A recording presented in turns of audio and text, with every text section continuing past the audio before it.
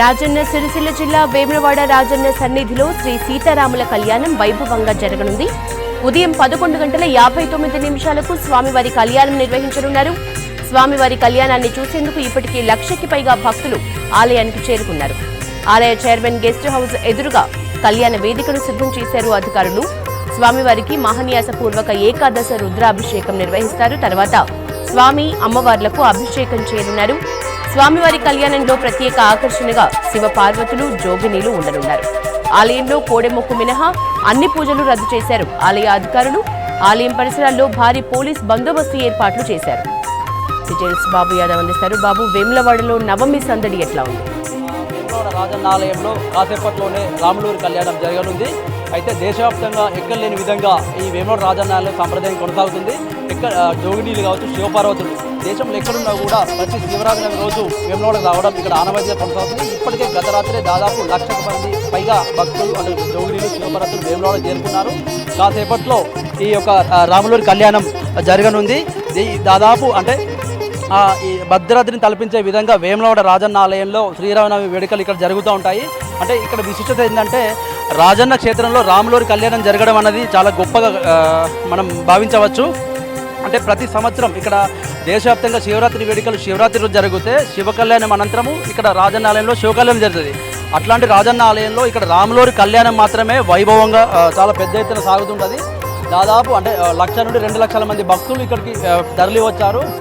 అంటే 10 గంటలకు ఎదుర్కోళ్ళ అనంతరం 10 గంటలకు ప్రారంభంగా కానుంది కళ్యాణ వేడుకలు.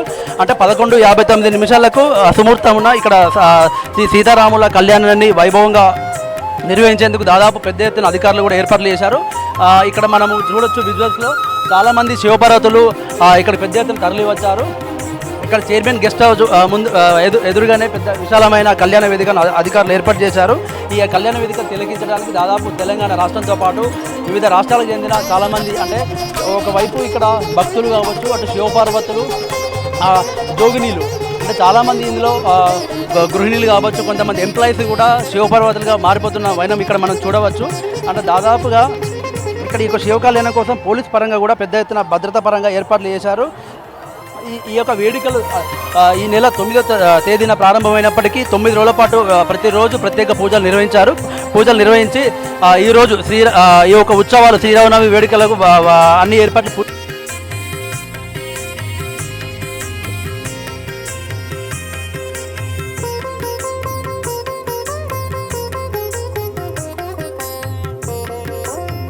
కోడెమొక్కలు మాత్రం అనుమతించారు. ఇక్కడ పెద్ద ఎత్తున ఇక్కడ తరలి వచ్చారు. మనం ఇక్కడ విజువల్స్ చూడొచ్చు. వీళ్ళంతా కూడా మనకు ఈ శివపార్వతులు అంటే ఇక్కడ శివుడికి అంకితం అయిపోతుంటారు. ఇక్కడ రాముడి కళ్యాణం ఒకవైపు జరుగుతూ ఉంటే శివ కళ్యాణం అంటే శివుని వివాహం ఆడుతున్నట్లు వీళ్ళు ఒకరిపై ఒకరు తలంబ్రాలు పోసుకుంటూ తస్మయం చేశారు. ఒకవైపు చేతిలో త్రిశూలం పట్టుకొని శివుని వివాహం ఆడుతుంటారు. ఈ తంతు ఈ యొక్క సంవత్సరం కాదు, ప్రతి సంవత్సరం కూడా ఈ యొక్క వివాహ వేడుకను వాళ్ళు మళ్ళీ రిపీట్ చేస్తూ ప్రతి సంవత్సరం కూడా ఈ యొక్క పట్టుకొని శివుని వివాహం ఆడుతుంటారు. ఈ తంతు ఈ యొక్క సంవత్సరం కాదు, ప్రతి సంవత్సరం కూడా ఈ యొక్క వివాహ వేడుకను వాళ్ళు మళ్ళీ రిపీట్ చేస్తూ ప్రతి సంవత్సరం కూడా ఈ యొక్క వివాహాన్ని చేసుకుంటూ ఉంటారు. మరొక వైపు జోగినీలు మాత్రము అంటే భద్రాద్రిలో సీతారాముల కళ్యాణం జరుగుతున్నప్పటికీ కూడా దేశంలో ఎక్కడ కూడా వెళ్ళకుండా కేవలం వేములవాడ రాజన్న ఆలయానికి మాత్రమే ఇక్కడ చేరుకున్నారు. ఈ చేరుకొని వాళ్ళు ఒకవైపు రాముడి కళ్యాణం జరుగుతుండగానే మరోవైపు ఎదురుగానే శివుణ్ణి పెళ్లాడుతూ మెడలో మంగళసూత్రం ధరించి తలంబ్రాలు పోసుకుంటూ శివుడికి అంకితం అయిపోతుంటారు. ఈ యొక్క సాంప్రదాయం దేశంలో ఎక్కడ లేని విధంగా ఒక వేములవాడ రాజన్న ఆలయంలో మాత్రమే ఇక్కడ కొనసాగుతుంది.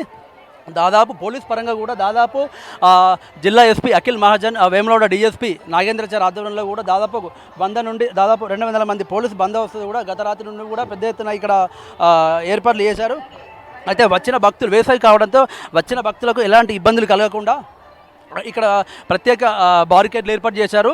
బారికేడ్లు ఏర్పేసి కూడా మహిళలకు తాగునీటి వసతి కావచ్చు, మజ్జిగ ప్యాకెట్స్ కావచ్చు, ఇవి ఏర్పాటు చేశారు. తర్వాత కళ్యాణాంతరం కూడా భక్తుల కోసం ఇక్కడ అన్నదానం ఏర్పాటు చేశారు. రాజన్న ఆలయానికి సంబంధించిందే. అంటే దాదాపు మొత్తానికే ఈ యొక్క 1,00,000 మంది భక్తులు, ఇటు జోగినీలు శివపార్వతులు. అంటే మొత్తానికి ఈ యొక్క వేడుకలను రాజన్న ఆలయంలో వేడుకలను ఈ యొక్క రాజన్న ఆలయ అధికారులు చాలా వైభవంగా నిర్వహించడం ఇక్కడ కొనసాగుతుంది. ఇక్కడ ప్రధానంగా మనము ఈ జోగినీలు శివపార్వతులు మాత్రమే చాలా గొప్ప విశిష్టంగా ఇక్కడ చెప్పవచ్చు.